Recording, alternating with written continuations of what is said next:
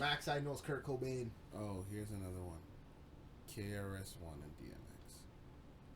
Honestly, I still have not listened to that nigga. KRS-One? Like, I have not, like, sat down and You've listened to never KRS-One. listened to Dope KRS-One? Sat down and listened Dope guy. He's the original Nas. KRS-One is... Pisses me off, though. KRS-One is, like, crazy. Pisses me off. He is legitimately Nas before Nas in the sense of, yo, at one point he was just like, yo, we gotta teach each other and be up. Hip hop fans weren't here for that. They weren't ready for KRS-One. Hip hop fans were not here for positivity, bro. No. Because we're talking about oppression. We're talking about getting back at the system, which led straight into gangster rap. So there's no point where you can be positive in hip hop. Yeah. You need to listen to songs like Sob Story. Sob Story. I know you and you know me. I know. Yo, if you go back, the only one everybody knows is like Step Into. Oh, that one, yeah. That's KRS-One. Yeah. That's what most people, when they think That of one, KRS-One, yeah. That's the sound of the hood. Yeah. That's him too. And the Sound of the Police. Yeah. But then, Yeah, the Sound of the Police. track on hip-hop. He's very profound in the lyrics that he used, because he's talking about officers and he's like, overseer, overseer, overseer, overseer, over officer, turn officer from overseer, and basically telling you how police came to be. Yeah. Because the police system originally were overseers, which were the guys that were, when people owned the plantations, Yeah. they had to hire hands to keep track of their slaves. And the people that were keep track of the slaves were overseers. They made it black. They were basically there to like keep the slaves in line. If the slaves got off the plantation, they would go and hunt them and bring them back to the slave owners. When freedom happened, they turned the overseers into police officers. Yeah. Who would police the free slaves. And that's where, even with the stuff that was happening in Chicago originally, all the shit that was going on in Chicago, they brought all the overseers from certain plantations to Chicago. And that's why that's why there's so much issues within the Chicago police system. Because all of that running slaves and keeping black people in line is filtered down. It's fucked up. Yeah. You know who's one of the craziest hip hop artists in history who will never get the respect just because he's sweet? I honestly feel like this one rapper is like 300 years too advanced for hip hop. What? Cannabis. Niggas always talk about him, and then like that conversation disappears immediately. He got himself, guys. He killed his literally? own career. He killed himself. He killed his own career, man. He kept going after the wrong people. Okay, I'm gonna be real, yo. Eminem made a joke about him, and Cannabis thought, like, I could get back and didn't realize it's like, yo, it was just a joke, but if you want to go. Is Eminem? He went after Eminem in his prime. That's the dumbest thing you could do. Like, LL Cool J was still survivable because, second round knockout was hard, but. Yeah. I'm just gonna leave it there. Second round knockout was Look, hard. Cannabis won the fight. Eminem, but LL won the war. Yeah. Because who do you talk about? At the end of the day, who was still on top? LL. That's what happened to Nas. Nas won the battle, but he lost the war. Yeah. He made ether. It didn't matter. Because he ended up signing to the guy after. Yeah. Once he signed, yo, you just done yourself. Yo. You done yourself. You already, man. You admitted defeat. Yeah. You admitted defeat. Fuck Jay-Z. What? And oh man, I don't know. Hip hop is such an annoying genre to me. Beautiful, but annoying. Just because, like, after a certain while in hip hop, it's the opposite of rock. Like, okay, let me give you an example. Rock's For rock, dead, by the way. rock knows how to respect their freaking legends. Oh yeah. Mm-hmm. So you talk about Sting, you talk about like Gene Simmons, Kiss, AC/DC, Van Halen. Like, doesn't matter who you mention. Rolling Stones, high regard, right? Yeah. And if they come do a performance at the age of like 60 something, people are gonna be like, yo, I can't wait to fucking see this shit.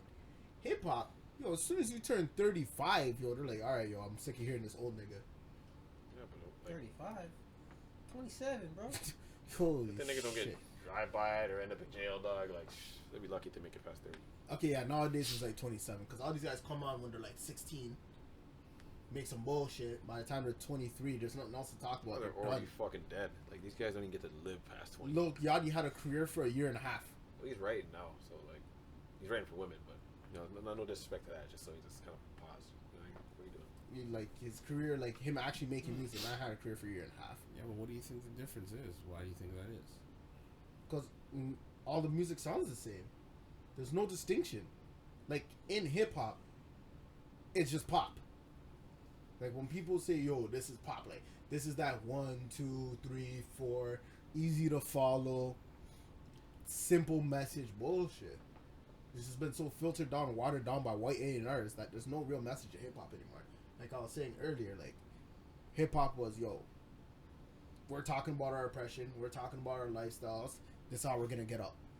Hip hop now is, I got lean in my cup. I don't give a fuck. The fuck do I care if you got lean in your cup? It's like 80 niggas rapping about this shit. Fuck you, fucking Rainbow Dreads, fuck all you niggas. Nigga, I'm gonna be real. Yo, most rappers, I fucked a bitch on Tuesday. No fuck. Nigga, what's that inspiring me to do? Go fuck a bitch on a Tuesday? One of those niggas has like what? Like chlamydia or like fucking like herpes, all this shit, and he's still like fucking around. He's getting all these fucking these rap bitches, and then hip hop has no message. Yeah, no. It died. But you see, there was a message with hip hop, and that was way back in the day. Yeah. Like, look, I bring up groups like NWA. Look at how NWA they had their message that was to the people in the community. But what was the smart thing they did is they took their message out of their community and started selling it to white people, and then the white kids started loving it, and they were like, "Yeah, I like these black guys talking about this hard shit that I don't know nothing about, but I like it. Sounds nice." And so they started selling out arenas, selling out stadiums. yeah. They started doing all this stuff, but their white parents, high ups, Oh yeah. they don't like that stuff. So they started coming down on it. So they couldn't do the things that they were doing. But then you see how hip hop evolves and changes and whatnot. You had artists like DMX and whatnot that were able to do the same thing, sell out arenas and whatever.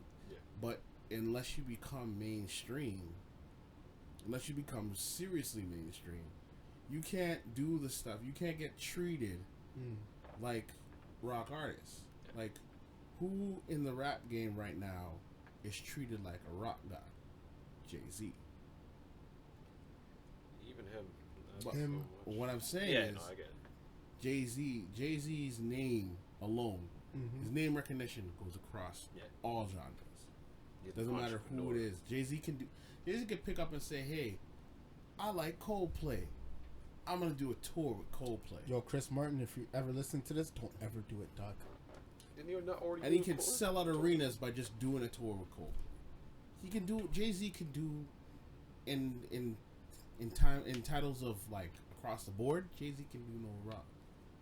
Jay-Z can sell at Madison Square Garden. Yeah. He can sell out Skydome. He can sell out any place and just on his name recognition alone. And that's the whole thing, like of like being a rock god, because you have that name that can go across all bounds, go across all areas. Who else had that? Eminem for a period of time, because he was that white guy that came out of nowhere. We turned our backs on everybody. Yeah. As a community, hip hop fans turn their backs on everybody. All it takes is like the littlest thing. Yeah. Even now, you check, yo, Tupac was actually whack still. That's the hot take you're hearing. Yeah. I guess this is some wild shit just to say it. Like, yo, you try and go to somebody right now and be like, yo, fam, Sticky Fingers is one of the illest MCs. Dog, someone's gonna look and be like, who the fuck is Sticky Fingers? You don't give a fuck. They just care about the new shit. Yeah. We're so now, and rock is like, yo, like, I know, it's whatever. But we're gonna remember the greatness that was. But you look at rock fans and you look at hip hop fans, it's just like they always like dive back into at least the same crowd, or it just depends on what kind of rock they like. If they like heavy metal and all that shit, okay, they name the same heavy metal bands. They like soft rock shit, they name the same soft rock bands. Hip hop, it gets so fucking skewed. There's so many divisions within divisions. Like, okay, this is old trap or gangsta. Yeah. And even with rock, they one of the major things why they were able to be synonymous through everywhere is that marketing and merchandise, and doing all those kind of things that brought extra revenue. Like Kiss isn't a band. Kiss is like a brand name. Motley Crue is a brand name. Literally. You go to any concert and you have Motley Crue shirts, paraphernalia anywhere. You go to a Q-Tip concert. What do you get? Here's my CD. That's because we turn our backs on it here when we're on. No, but we don't.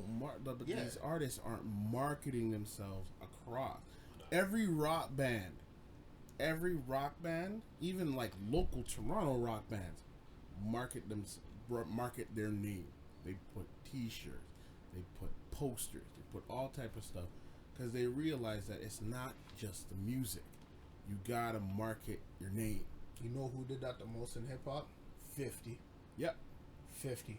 Nigga had sneakers, condoms. It didn't matter. If you could think about it, 50 had it on.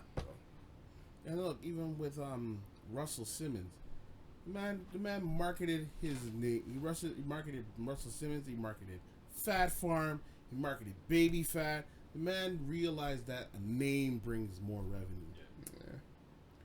But yo, I'm not gonna lie. Like even just on the basis of music, like hip hop fans. As soon as it passes like an 8-year stretch, they're done. Shit gets weird. Yo, fam, Kendrick, I'm so sorry, dog. R.I.P., bro. You got 2 years left. Bro. Kendrick's an old nigga right now. Kendrick, you're done, bro. After the next album release, you're just gonna be like, yo, Kendrick's trash, dog. Like, well, he's already getting that from me. Seen that nigga live, changed my mind. Yeah, yo, dogs. I want to segue on